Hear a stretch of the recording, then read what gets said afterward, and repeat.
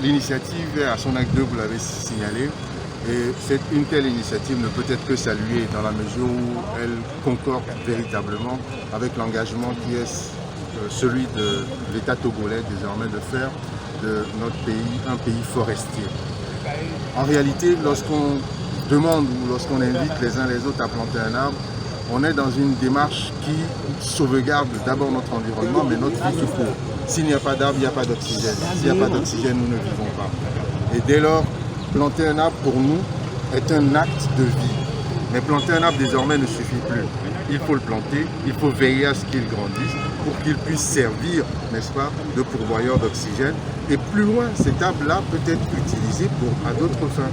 Donc l'initiative de l'Union internationale de la presse francophone ne peut être que saluée.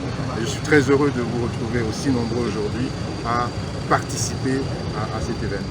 Merci, l'envie de sauver la planète, l'envie de contribuer à amoindrir le réchauffement climatique, envie de répondre à la patrie qui demande à ce que le 1er juin soit la fête nationale de l'arbre.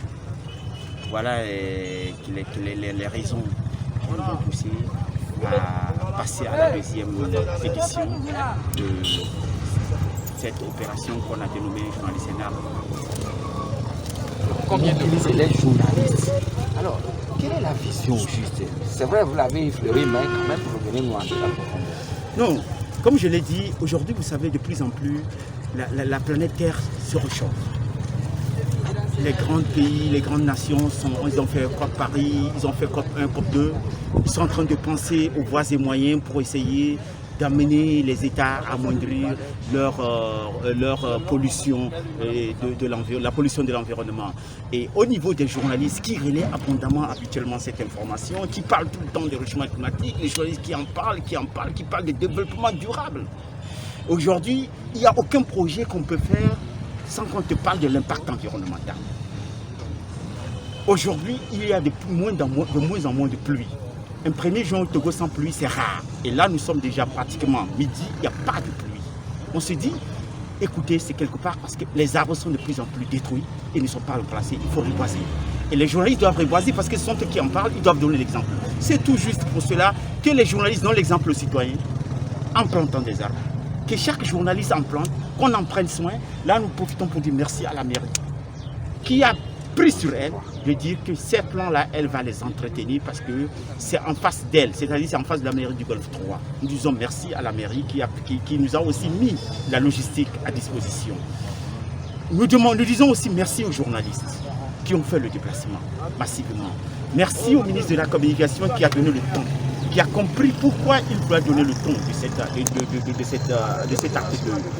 Merci aussi à l'UPF, à tous les membres, journalistes, membres au nom de l'UPF qui ont fait le déplacement. On vous dit tous merci. Et on se donne rendez-vous pour une 3e édition. Mais avant, on fera le bilan de ce que ces arbres qu'on a plantés, qu'on a mis en terre aujourd'hui, ce qu'ils ont donné. Et justement, l'année dernière, vous avez mis des milliers de plants en terre à l'université de Lomé. Que sont devenus ces arbres?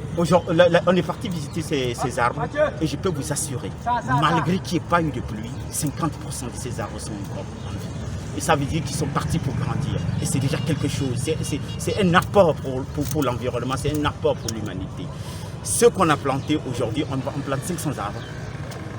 Parce que l'espace n'est pas trop grand. Et ces 500 arbres, c'est le lieu choisi est symbolique. On prend les rails d'Adéhuit qui prolonge jusqu'à la maison de la presse. C'est une voie, c'est pour nous une voie assez importante. Et nous allons faire le lobbying au niveau de la mairie pour que ces arbres, quand ils vont grandir, que cette place soit appelée la place des journalistes, parce que la maison de la presse n'est pas loin.